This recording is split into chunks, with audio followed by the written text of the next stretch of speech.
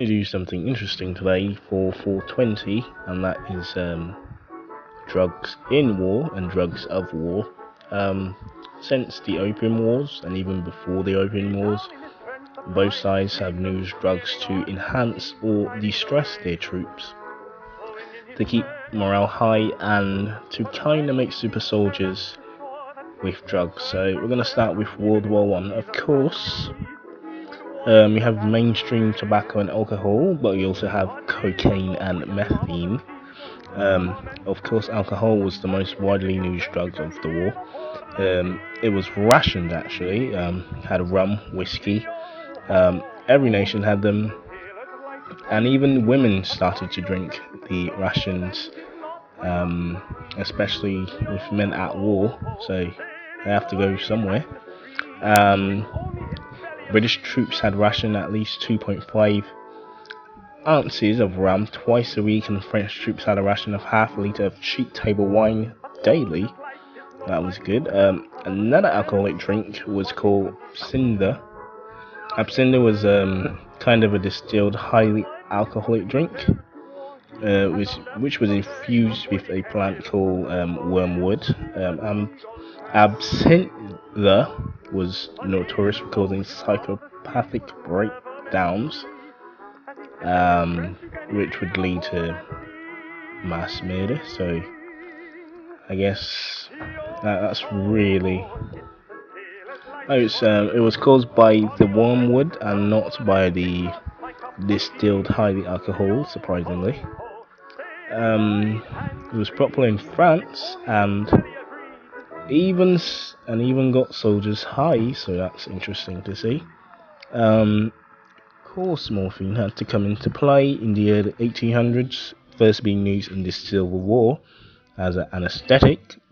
It has been the world's most easily obtained and popular painkiller for extreme injuries. Soldiers who were hospitalized almost had at least a dose of morphine, while other forms of opium or in so other forms of opium like sodine, phenylephrine, and codeine, and had not been introduced to the public yet. Morphine was a go-to drug for the pain. Cocaine, of course, was basically legal at that point. It was another common anesthetic for the times of World War One.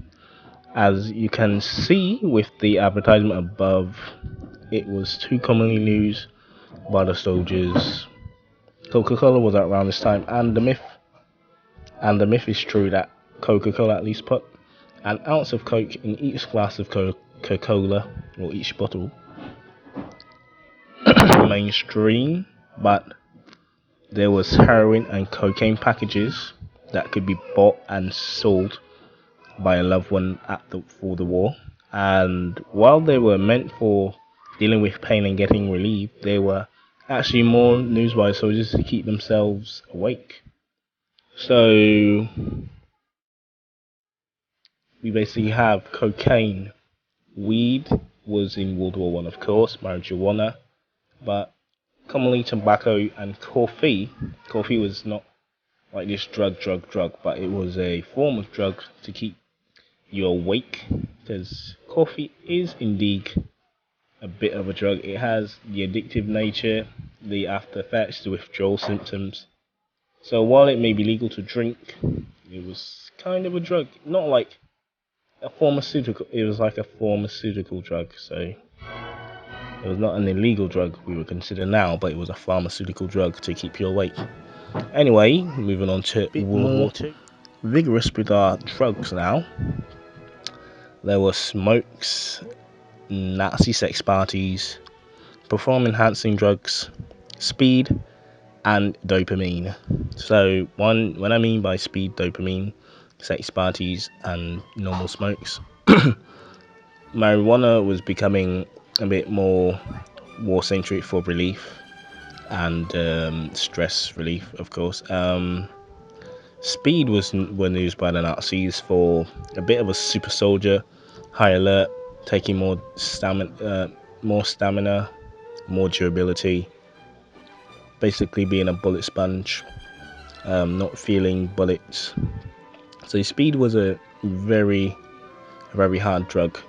Also, sex parties. I believe when I say sex parties, I mean you had everything. You had propylene, methane, cocaine, withdrawal, yes, you could take antibiotics in pill form.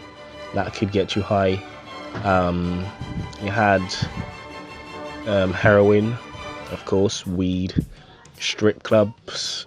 I mean, the Nazi sex parties were just all out drugs, sex, and Aryan supremacy. So the Nazi sex parties of the time were pretty how should I say, dope. Also, performance enhancing drugs, while not as numerous as speed, there were dopamine, methane, your boy coke, of course, to keep allied soldiers awake.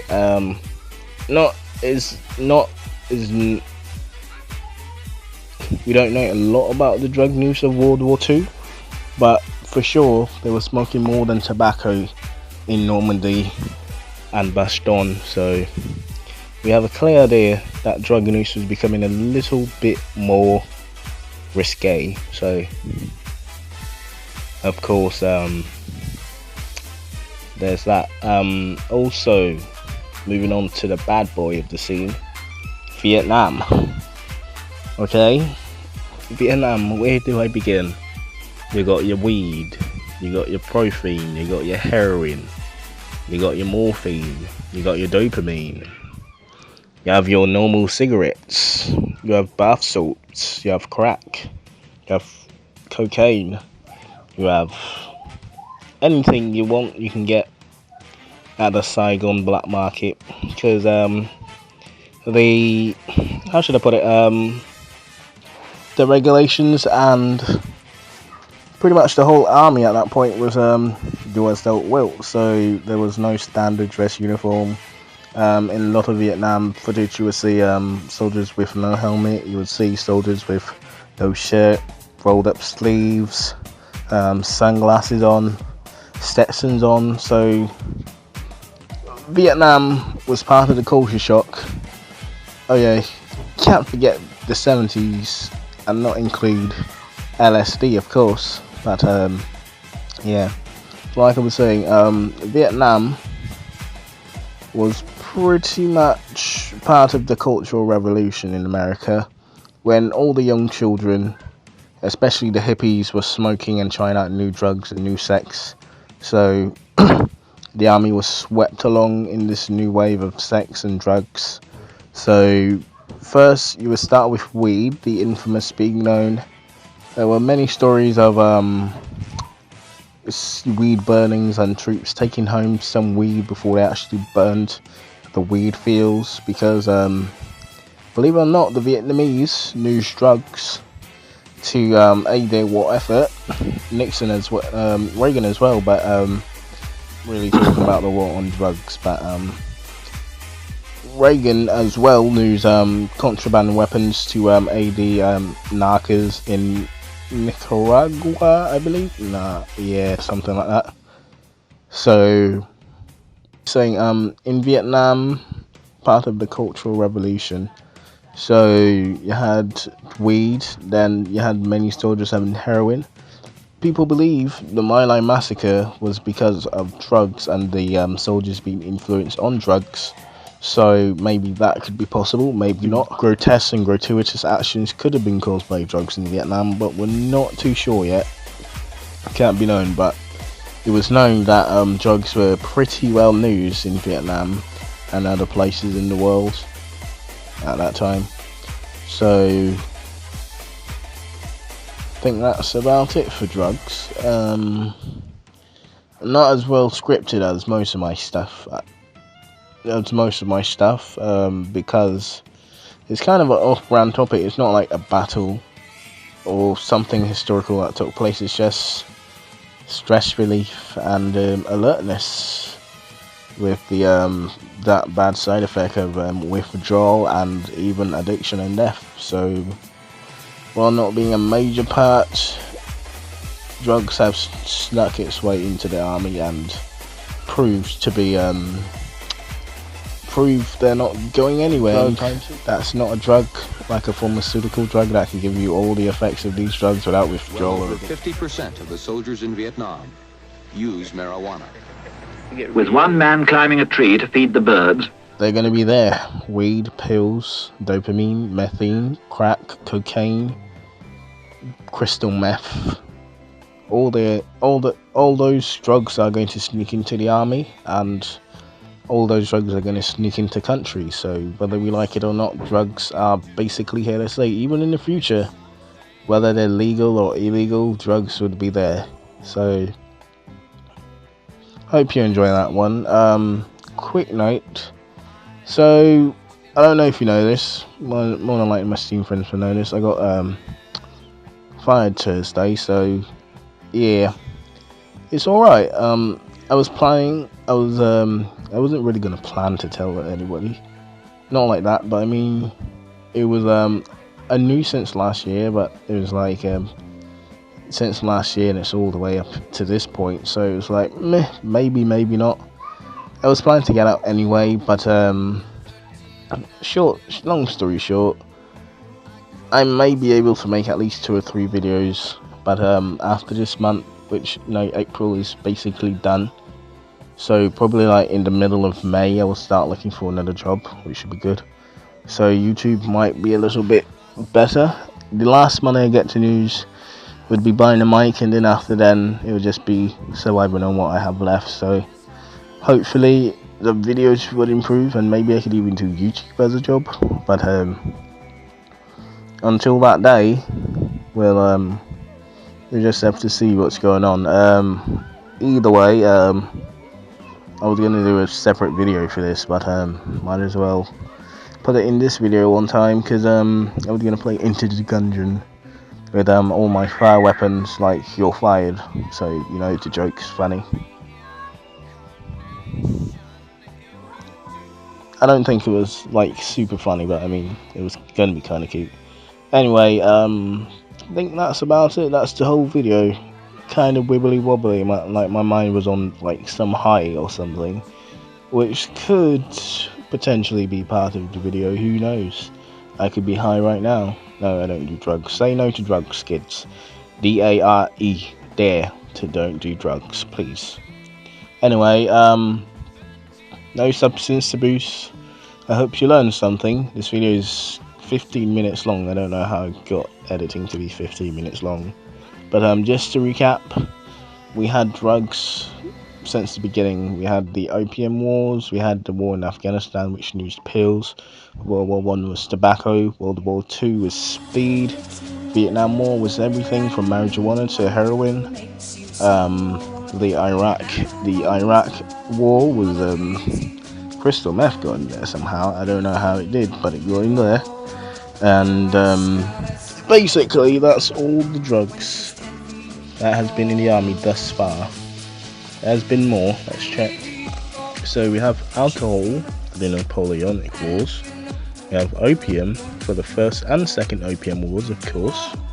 We had morphine for the American Civil War.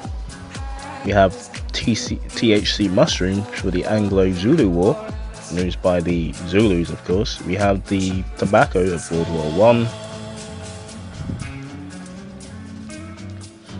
We have speed of World War II. We have marijuana and heroin for the Vietnam War. Brown speed for the Sierra Leone Civil War. And pills for the war in Iraq. And also heroin for the war in Afghanistan, of course. So I hope you learned something. Hope you don't get strung out on anything and die of an overdose or withdrawal symptoms. And keep clean, drink water, and don't do anything illegal. So learn something, and I'll see you next week with hopefully some French, because if we can really bog down these French, we could do the In the Name of the Tsar, which is the Russians. So hopefully we can do that in that time, and hopefully I will have a job back, or be doing YouTube, more than likely a job or school. So hope you learned something. Don't feel bad for me. because even if I wasn't fired, I would have kind of quit, honestly. So don't be worried for me, and I'll see you in the next episode. So I should at least have 2 a week, if not in the week, for sure Saturday. So learn something, and I'm a bit overdue. Even though I have to cut this video, I'm pretty much overdue. So learn something, be good.